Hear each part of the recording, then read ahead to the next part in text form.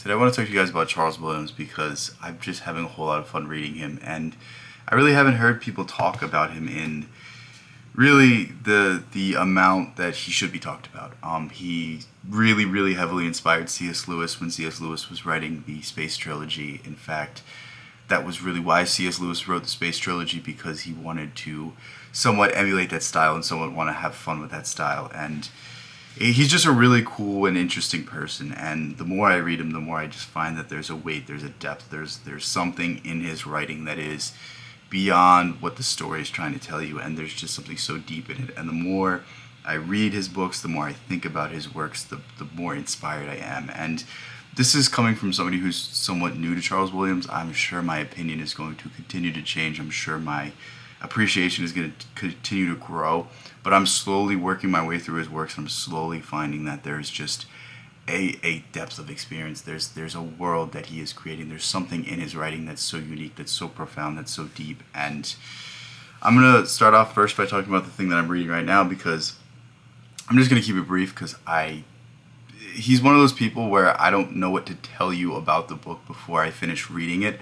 I can just kind of tell you about the experience, but I'm sure things are going to unfold. I'm sure things are going to happen by the end of reading this that are going to make me feel stupid for saying these things. But so far in this book, this is A War in Heaven. I think this is the first book he wrote. I want to say that, or the first book in this series of books that he wrote. But T.S. Eliot said something on the front, which is, I think this summarizes this book perfectly. There are no novels anywhere quite like them. There are very good thrillers. They are exciting. They are the work of a man who had something very serious to convey. And he's talking about the writings of Charles Williams, and I think that's a perfect way to put it. And really what this book is about is there is this little town or this village in England, and this church discovers that they have this holy grail. And it's the real Holy Grail. And there are a bunch of black magicians who are trying to steal the Grail for themselves. And it's essentially a fight of good against evil, and all sorts of allegorical interpretations of this, and all sorts of interesting intellectual discussions and discussions of faith. And there's just something in Charles Williams that I don't know if I want to pay attention to the plot, or if I want to pay attention to the philosophy that's being put forward. And in fact, I want to pay attention to both, because they're so interesting. And it's really hard to do. Most of the time when you read something like this, most of the time when you read a work like this, it's about one or the other. It's not about both. Whereas I feel like Charles Williams is about both. And now we'll start talking about The Place of Lion, which is the first thing that I read by him, the thing that I read all the way through.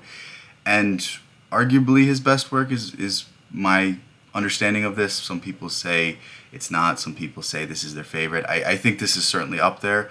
I hope it's not certainly up there, because it would be astounding to read something that he wrote that was better than this book. But this is genuinely one of the most fascinating, one of the most interesting books that I've ever read by anybody. And I feel like I've read a lot of books at this point. So to say that is, I don't know if it's a great achievement, but it's something. But The Place of the Lion is a very interesting story about, again, a village in England where all sorts of weird things are happening, and this lion is spotted, and these beasts, these figments of imagination start basically wreaking havoc on the town. And it all comes from this magician who basically opened a spell into another world, and the other world is kind of wreaking havoc on the world in which we live. And it's basically a story of man fighting against his own nature, man fighting against the forces of nature and his own mortality. And it's very interesting because he uses the Platonic archetypes. He uses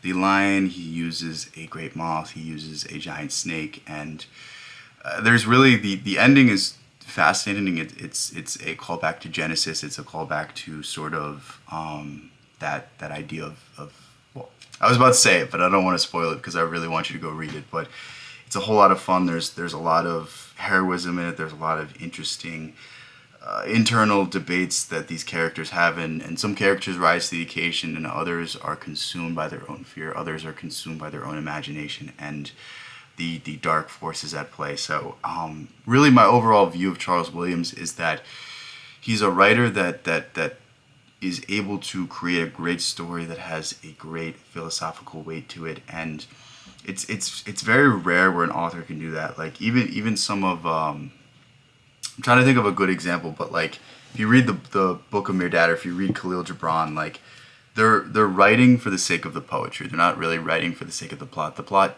definitely isn't that weak in terms of the Book of Mirdad, but there's more emphasis on the ideas put forward versus the plot, where it seems like Charles Williams has a great balance of both, and it's so interesting to read an author that can do this, and it's so interesting to read an author that you have to go look into their references, and you have to look at what they're trying to say, and they're keying you into something much deeper, and it's something that you're probably not going to understand on a first reading. It's something that you're probably not going to understand on a second reading. It's something that you're probably going to have to dwell on for hours or months or years. And it seems to me that the more I think about these books, the more I think about these works, the more I think about the significance of what Williams is trying to say, the more I appreciate them. And I really love works like that. I really love works that you can grow with, that the more you think about, that the more you study, that the more you read, you get a deeper appreciation for. I'm somebody that loves universalness. I'm somebody that loves the universal experience and thinks that